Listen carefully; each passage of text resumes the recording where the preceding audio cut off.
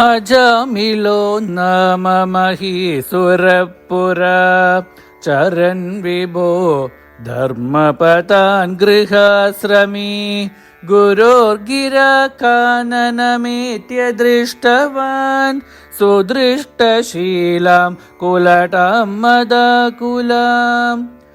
स्वतः प्रशान्तोऽपि तदा हृताशयः स्वधर्मम् उत्सृज्य तया समारमन् अधर्मकारी दशमी भवन् पुनः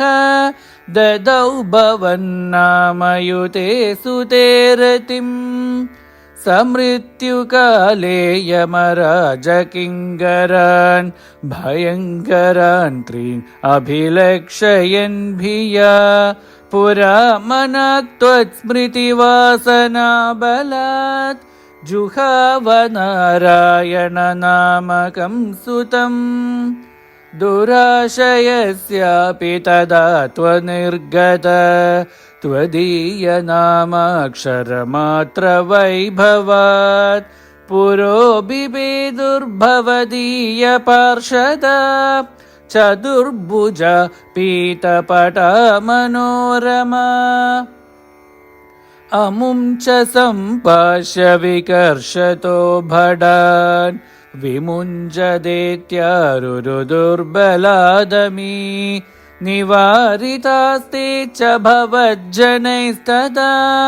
तदीयपापं निखिलं न्यवेदयन् भवन्तु पापानि कथं तु निष्कृते कृतेऽपि भो दण्डनमस्ति पण्डिताः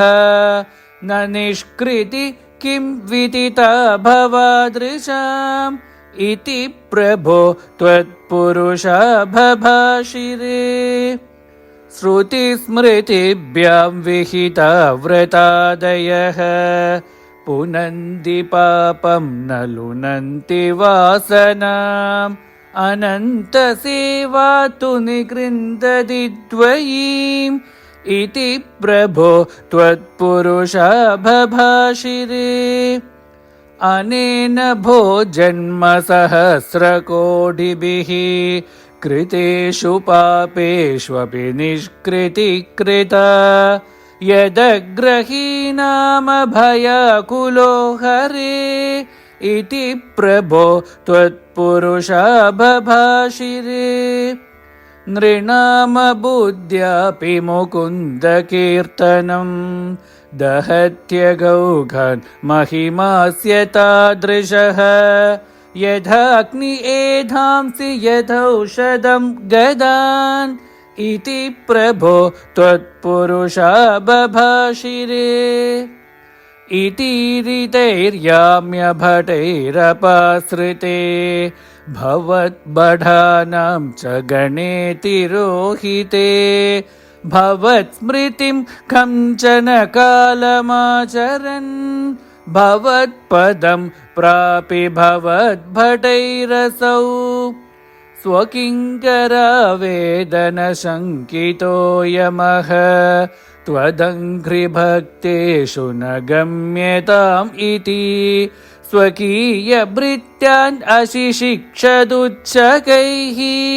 स देववातालयनाथ पाहि माम्. ಶ್ರೀ ಗುರುವಾಯೂರಪ್ಪ ಶರಣಂ.